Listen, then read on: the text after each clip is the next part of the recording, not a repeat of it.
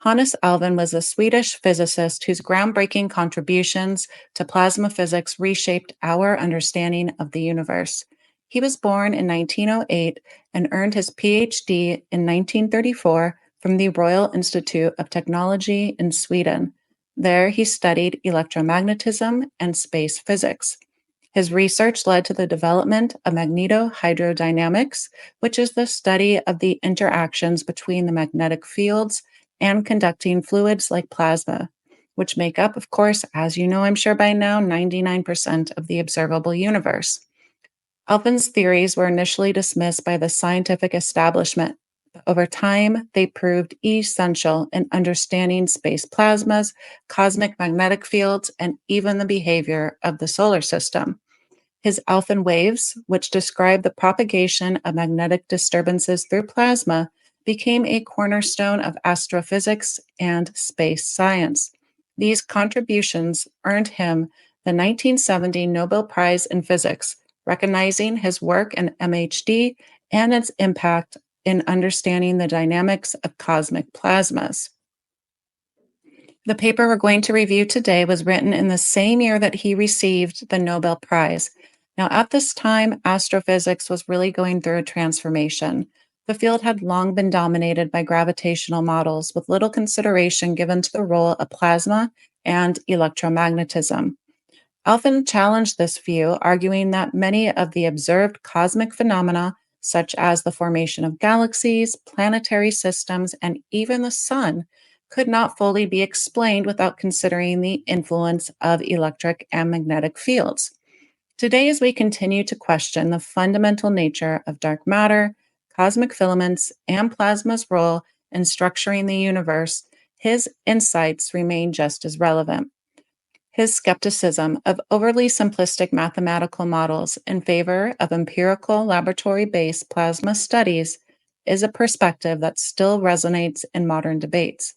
As we explore this paper, we will see how he sought to bridge the gap between theoretical astrophysics and experimental plasma physics, a gap that, in many ways, still exists today. The way I've set this up today is I will read a section and then recap and give you some of my thoughts. Let me know if this kind of structure works for you or if you have any suggestions.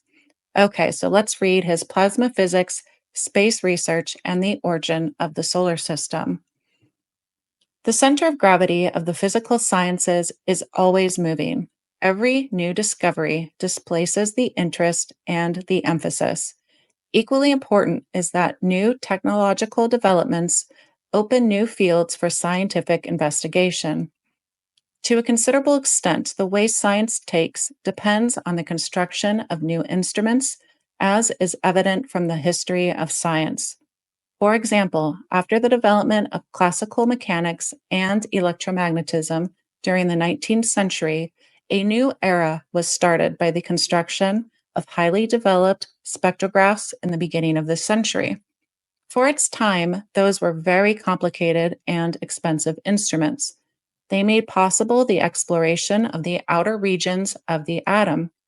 Similarly, in the 30s, the cyclotron, for its time a very complicated and expensive instrument, was of major importance in the exploration of the nucleus. Finally, the last decade has witnessed the construction of still more complicated and expensive instruments. The space vehicles, which are launched by highly developed rocket technology and instrumented with the most sophisticated electric devices. We may then ask the question, what new fields of research, if any, do these open for scientific investigation? Is it true, also in this case, that the center of gravity of physics moves with the big instruments? I really found this section quite powerful. I mean, we know that science is always evolving, constantly reshaping our understanding of the universe as new discoveries emerge. But really, this showcased the balance of the two forces, half ideas, half instrumentation, where theories can truly only advance as far as the instruments allow. This relationship is double sided because without the right instruments, even the most brilliant ideas may remain untested, while over reliance on existing tools can blind us to new possibilities.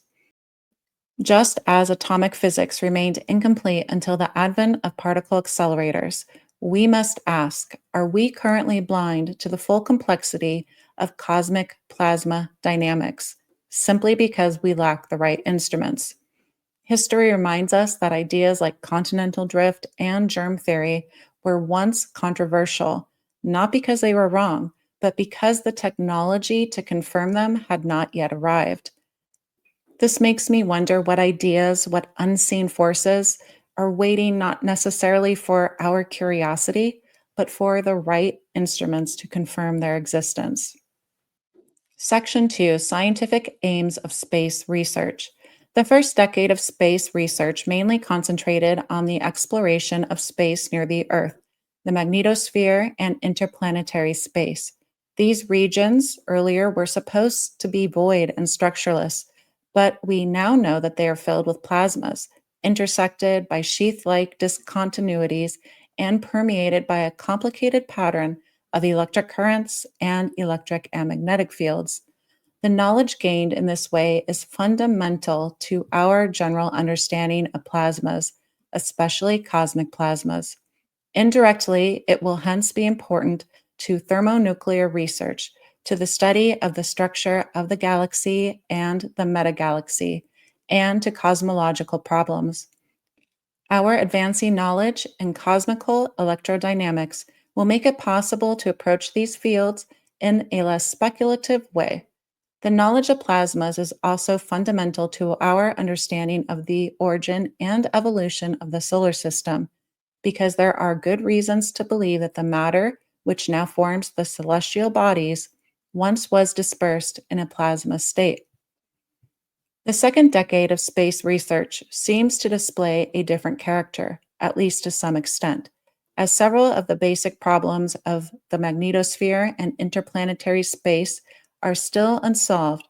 One can be sure that these regions will still command much interest. However, the lunar landings and also the deep space probes to Venus and Mars have supplied us with so many new scientific facts that the emphasis in space research is moving towards the exploration of the moon, the planets, and other celestial bodies in the solar system. The first phase of this exploration is necessarily of a character somewhat similar to the exploration of the polar regions and other regions of the Earth, which have been difficult to reach. A detailed mapping out, combined with geological, seismic, magnetic, and gravity surveys, and an exploration of the atmospheric conditions. However, when applying this research pattern to the moon and the planets, one is confronted with another problem: how these bodies were originally formed. In fact, many of the recent space research reports end with speculations about the formation and evolution of the solar system. It seems that this will necessarily be one of the main problems, perhaps the main one, on which space research will center in the near future. Already at an early data, NASA stated that the main scientific goal of space research should be to clarify how the solar system was formed. This is indeed one of the fundamental problems of science. We are trying to write the scientific version of how our Earth and its neighbors once were created. From a, shall we say, philosophical point of view, this is just as important as the structure of matter, which has absorbed most of the interest during the first two-thirds of this century. It's interesting to note that the first decade of space research was largely focused on Earth's magnetosphere and interplanetary space. At the time, these regions were assumed to be vast, empty voids. However, research soon revealed that space is anything but empty. It is filled with plasma, electric currents, and magnetic fields, constantly interacting in ways that challenge traditional gravitational models. This leads to one of Alfvén's central arguments. Space is not a passive vacuum controlled solely by gravity, but rather an active dynamic environment shaped by electromagnetic forces. This perspective requires a fundamental shift in how we approach astrophysics, moving away from models that rely purely on gravitational interactions and incorporating the complex behaviors of cosmic plasma. Yet, despite the overwhelming presence of plasma in space, a gap remains between theoretical astrophysics and empirical plasma physics. Alfvén recognized this divide decades ago, and it still persists today. Many astrophysical models continue to rely on equations that assume an idealized, gravity dominated cosmos, while laboratory plasma experiments reveal behaviors that challenge these assumptions. Alfvén's work urges us to bridge this gap to ensure that our understanding of the universe is not just mathematically elegant, but physically accurate. Section 3, Plasma Physics and its Applications. Before we concentrate on our main topic, how the solar system originated, we should make a brief summary of the state of plasma physics. As you know, plasma physics has started along two parallel lines. The first one was the 100 years old investigations in what was called electrical discharges in gases. This approach was to a high degree experimental and phenomenological, and only very slowly reached some degree of theoretical sophistication. Most theoretical physicists locked down on this field, which was complicated and awkward. The plasma exhibited striations and double layers. The electron distribution was non Maxwellian. There were all sorts of oscillations and instabilities. In short, it was a field which was not at all suited for mathematically elegant theories. The other approach came from the highly developed kinetic theory of ordinary gases. It was thought that with a limited amount of work, this field could be extended to include also ionized gases. The theories were mathematically elegant, and when drawing the consequences of them, it was found that it should be possible to produce a very hot plasma and confine it magnetically. This was the starting point of thermonuclear research. However, these theories had initially very little contact with experimental plasma physics, and all the awkward and complicated phenomena which had been treated in the study of discharges in gases were simply neglected. The result of this was what has been called the thermonuclear crisis some 10 years ago. It taught us that plasma physics is a very difficult field, which can only be developed by a close cooperation between theory and experiments. As H.S.W. Macy once said, in a somewhat different context, the human brain alone is not able to work out the details and understanding of the inner workings of natural processes. Without laboratory experiment, there would be no physical science today. The cosmical plasma physics of today is far less advanced than the thermonuclear research physics. It is, to some extent, the playground of theoreticians who have never seen a plasma in a laboratory. Many of them still believe in formula, which we know from laboratory experiments to be wrong. The astrophysical correspondence to the thermonuclear crisis has not yet come. I think it is evident now that in certain respects, the first approach to the physics of cosmical plasmas has been a failure. It turns out that in several important cases, this approach has not given even a first approximation to truth, but led into dead end streets from which we now have to turn back. The reason for this is that several of the basic concepts on which the theories are founded are not applicable to the condition prevailing in the cosmos. They are generally accepted by most theoreticians. They are developed with the most sophisticated mathematical methods, and it is only the plasma itself which does not understand how beautiful the theories are and absolutely refuses to obey them. It is now obvious that we have to start a second approach from a widely different starting point. In this section, he talked about how in laboratory experiments, real plasma behavior was often chaotic and nonlinear, showing patterns of instabilities that theoretical models failed to predict.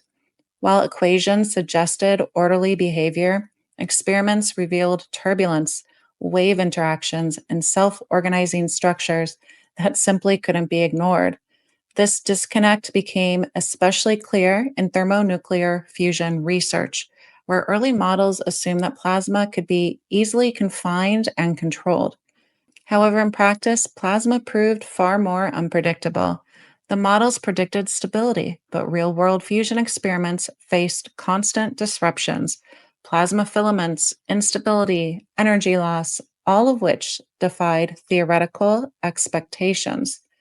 He repeatedly emphasized that mathematical elegance does not equal physical accuracy. A theory might look flawless on paper, but if it doesn't match experimental reality, it just remains just that, a theory. Too often, plasma physicists relied on models that fit within conventional frameworks rather than those that aligned with real world observations. This is why plasma physics must be guided by real world experiments, instrumentation, and not just theory. Whether in fusion research or cosmic plasma studies, understanding must come from empirical data, experiments, and direct measurement, rather than assumptions about how plasma should behave. His argument was clear. We cannot rely on abstract equations alone to explain the universe. We must test, observe, and refine our models based on what plasma actually does. Section 4, Characteristics of First and Second Approach to Cosmic Plasma Physics. The two different approaches can be summarized in Table 1. If you ask where the border goes between the first approach and the second approach today, an approximate answer is that it is given by the reach of spacecrafts. This means that in every region where it is possible to explore the state of the plasma by magnetometers, electric field probes, and particle analyzers, we find that in spite of all of their elegance, the first approach theories have very little to do with reality. It seems that the change from the first approach to the second approach is the astrophysical correspondence to the thermonuclear crisis. So let's take a look at this table. Here, he really contrasts two different perspectives on cosmical electrodynamics, one that prioritizes mathematical elegance and theoretical assumptions, and another that aligns more closely with experimental data and real world plasma behavior. Early models assumed plasmas were homogeneous and uniform, simplifying equations but overlooking real complexities. In contrast, observations show that space plasmas often have intricate, inhomogeneous structures that vary with current flow. In the second line, we see that infinite conductivity and near zero electric fields were once taken for granted, but modern findings reveal that conductivity depends on current conditions and electric fields can emerge abruptly in plasma environments. Then the idea that magnetic field lines are permanently frozen into plasma and move with it has been widely accepted, at least at the time. Yet experimental evidence suggests that this picture can be misleading, as field reconnection and dynamic restructuring frequently occurs. Then next, we have electromagnetic behavior was once illustrated solely through magnetic field lines, but a more complete understanding requires mapping electric currents as well, treating plasma as part of an active electric circuit rather than a purely magnetic system. Electrostatic double layers, long considered negligible, are now understood to play a crucial role, particularly in low density plasmas where they help regulate charge separation and energy transfer. Filamentary structures and current sheets were often ignored or treated inadequately, but plasma naturally organizes into filaments and then current sheets, which play an essential role in its large scale behavior. Lastly, early theoretical frameworks prioritize mathematical elegance over observational accuracy, whereas modern approaches, though less refined mathematically, incorporate phenomenological insights that align more closely with actual plasma behavior. Section 5: The Origin of the Solar System.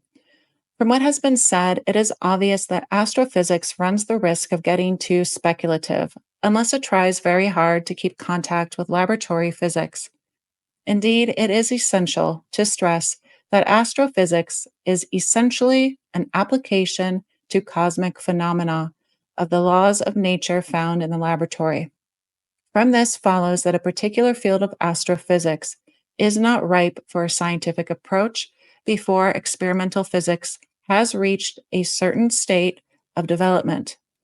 As a well known historic example, before the advance of nuclear physics, the attempts to understand how the stars generated their energy could not possibly be more than speculations without very much permanent value. The problem of how the solar system originated has been the subject of a large number of highly divergent hypotheses. The reason for this has been that there was not enough basic knowledge of physics in the fields essential for the understanding of the phenomena and for a decision about which processes were possible. However, before we discuss any details of a theory of the origin of the evolution of the solar system, it is essential to define what general character such a theory should have. In the past, too much attention has been concentrated on the formation of planets around the sun. One of the unfortunate results of this is that many theories of the origin of the solar system have been based on theories of the early history of the sun. This is a very shaky basis because the formation of the sun and other stars is a highly controversial subject. Recognizing that the satellite systems of Jupiter, Saturn, and Uranus are very similar to the planetary system, and at least as regular as this system, it seems now more appropriate to aim at a general theory of the formation of secondary bodies around a central body, regarding the formation of the planetary system as one of the applications of such a general theory. The study of the sequence of processes by which the solar system originated has often been called cosmogony, a term which, however, is used in many other connections. As the origin of the solar system is essentially a question of the repeated formation of secondary bodies around a primary body, the term heterogony, from Greek heteros or hetes, which is companion, has been suggested. It seems likely, and is fairly generally agreed, that the sequence of events leading to the formation of the solar system is likely to have been as shown in Figure 1. We are here following what has been called the planetesimal approach. A primeval plasma was concentrated in certain regions around a central body and condensed to small solid grains. Even the primeval plasma may have contained grains. The grains accreted to what has been called the embryos, and by further accretion, larger bodies were formed. Planets, if the central body was the sun, and satellites, if it was a planet. The place of the asteroid in the heterogonic diagram is controversial, and yes, I'll be sure to show you the diagram in just a moment. They have formerly been generally considered to be fragments of a broken up planet, but there are now an increasing number of arguments for the view that they represent, or at least are similar to, an intermediate state in the formation of planets. A clarification of these two alternatives is important. Even if the diagram in Figure 1 is fairly generally accepted as it stands, this does not mean that the different processes are clarified. To a high degree, they are still of a hypothetical character. Up to rather recently, this has necessarily been the case because the basic processes have not been known very well. To some extent, we have been in the same situation as the astrophysicists, trying to clarify the energy generation in stars before the advent of nuclear physics. However, the situation seems now to be changing so that there is a good hope to bring the whole field of research from the state of a discussion of more or less bright hypotheses to a systematic scientific analysis. Here in figure 1, we are showing how magnetized plasma goes to form grains, then embryos, and from there can branch off to form protoplanets, protosatellites, and possibly its connection to asteroids. Really, they were in a kind of foundational time where they were trying to put the pieces together of how planets were formed, of how the solar system came to be. I mean, just imagine the possibilities back then. Yes, they were hindered by their lack of instrumentation, but really they had just all of space just wide open for discovery. In this section, he pointed out that throughout history, many scientific theories have emerged before we have the tools to test them. This common theme, but really it's something we don't, I think, consider enough. For example, the nuclear physics of star formation had early theories before they had the available tools to test them and to validate them. This pattern continues today as many ideas in astrophysics remain speculative while we wait for the technology to catch up. For many of these, it doesn't mean they are wrong, we just don't have the information to validate it yet. He mentioned how using the sun as a model for planetary formation can lead to misleading conclusions. The sun is a plasma dominated environment, while planets have a very different composition and dynamics.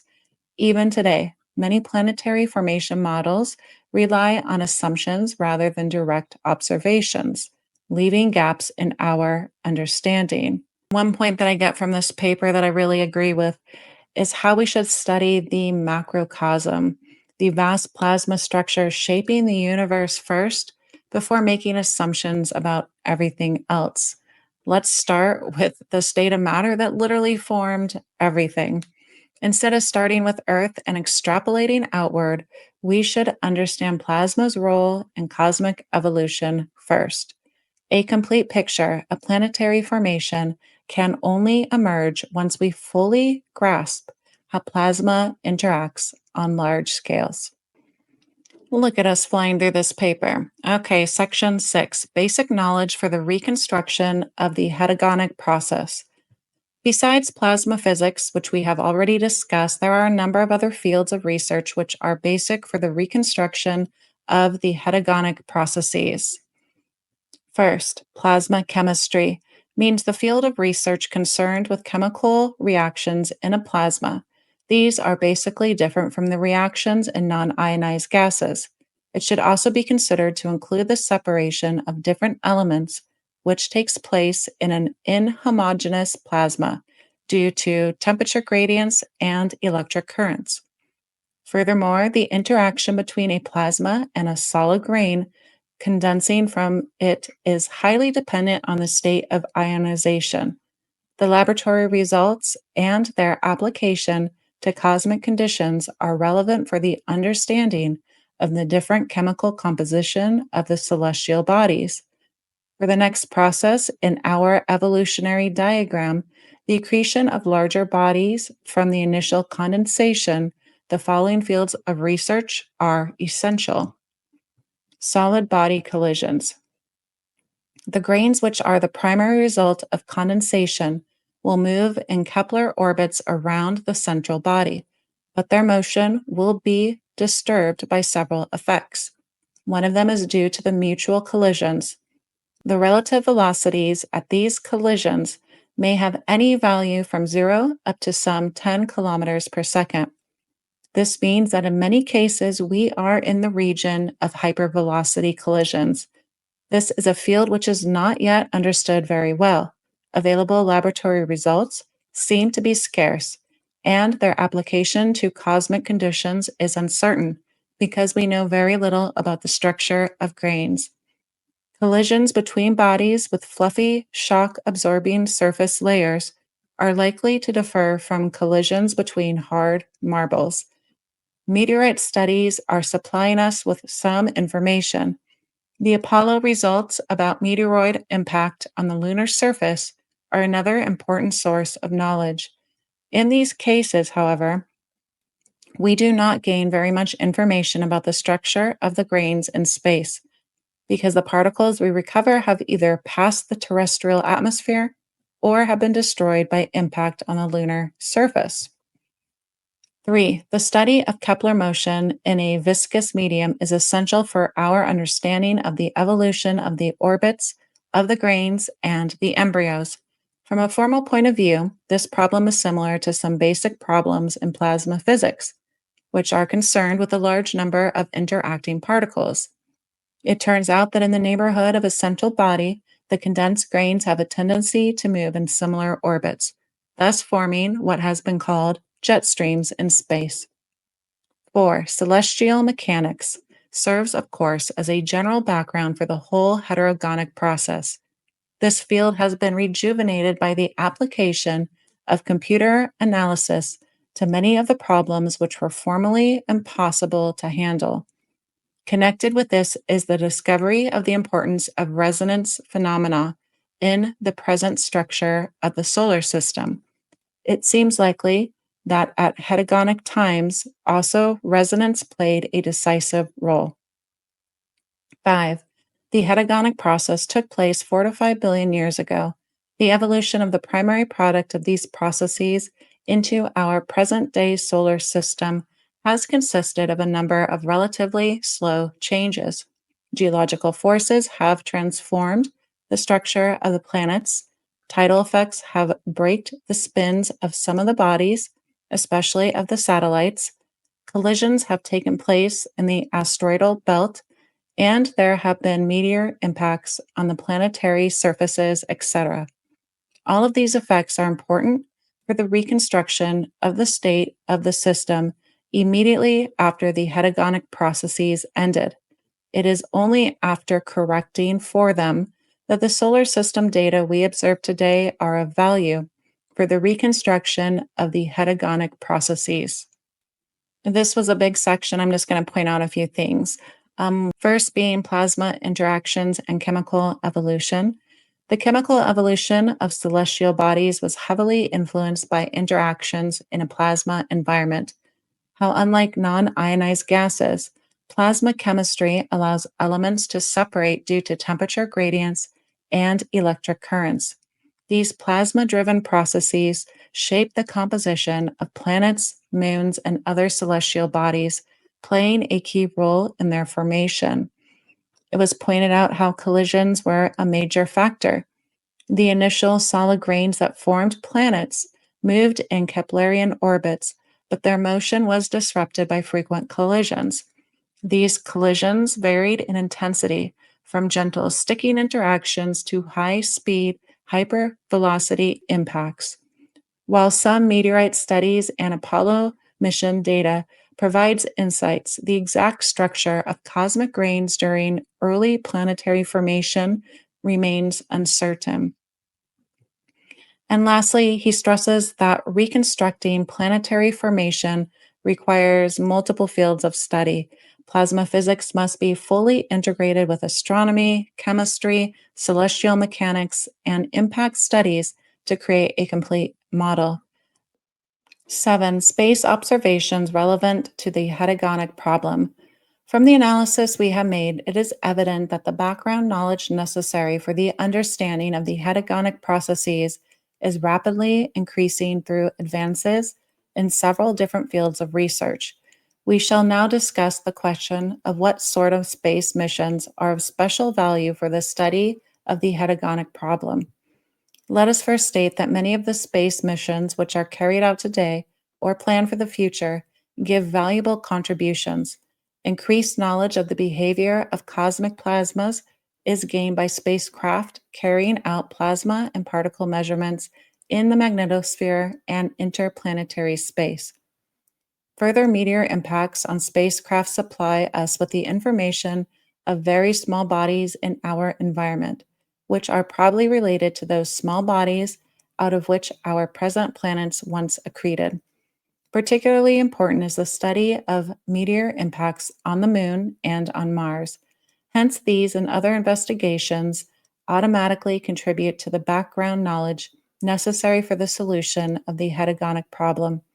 But although this is satisfactory, there are a number of crucial problems which cannot be solved unless space research is purposely directed towards solving them. We shall now discuss how this can be done. That was a pretty short section. We're just going to go right into the next one. We're almost there. We're on page 9. Section 8, big bodies versus small bodies. It is usually thought that after lunar landings, the most important missions will be those to Venus, Mars, and other planets. This is not necessarily true, because missions to asteroids and comets would be least as interesting from a scientific point of view. As some asteroids are the closest neighbors of the Earth Moon system, this would be the easiest from a technical point of view. Our analysis has indicated which fields of research will contribute to the clarification of different phases of the hedogonic processes. Plasma physics and plasma chemistry are important for the first phase, including the condensation of small grains. The study of meteorite and asteroid-sized bodies will have bearing on the accretion. We can state that as a general rule, the smaller the body, the further will the study of it bring us back in time. Thus, small bodies will be relevant to earlier periods more than large bodies. This means that it is essentially through studying the properties of small bodies in space that we can hope to understand the crucial phase in the formation of the solar system, when most of the matter, which later formed the planets and satellites, was still dispersed. There is evidence that during the formation of the planets and satellites, a great deal of information about the formation processes was stored in them. However, to a large extent, this information is either obliterated or inaccessible. The planets are likely to have accreted from planetesimals.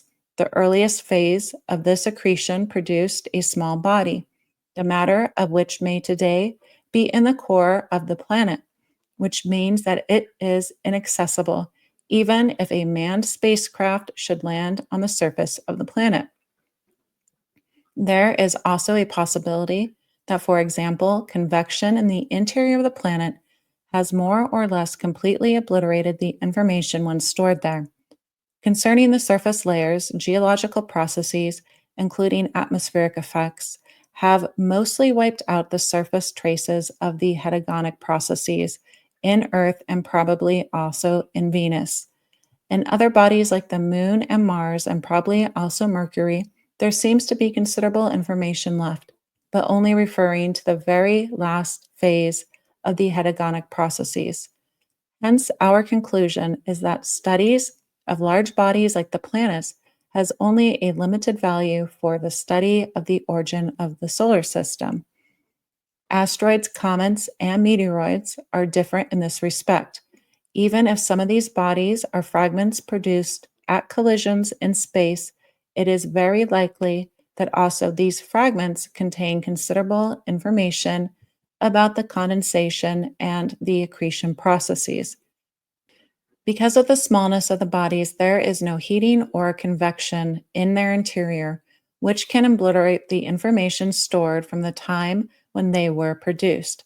And at least in the very small bodies and by the fragmented bodies, their interior is accessible. Furthermore, a study of them will give us knowledge of the behavior of small bodies in space, which will be valuable for the clarification of the hedogonic processes in general. We study in them intermediate products in the manufacturing of planets. They give us, so to say, snapshots showing the sequence of events when a planet like the Earth once was created. For me, this section really kind of showcased a few really good points that I likely would not have thought of. How, unlike large planets, asteroids, comets, and some moons have not undergone extensive geological, atmospheric, or convective changes over billions of years. That these smaller bodies act as a time capsule, preserving the conditions and materials that were present during the early stages of planetary formation. Because planets like Earth, Venus, and Jupiter have experienced major internal and atmospheric transformations, much of their original structure has been erased or altered, making it difficult to reconstruct their early history.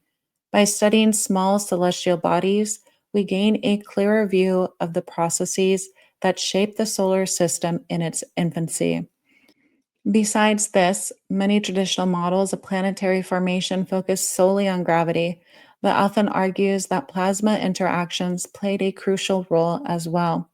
Plasma driven forces such as electric currents, magnetic fields, and charged particle flows may have influenced the accretion and organization of small celestial bodies. Understanding these plasma effects could help explain features of asteroids and comets that don't fit neatly into purely gravitational models.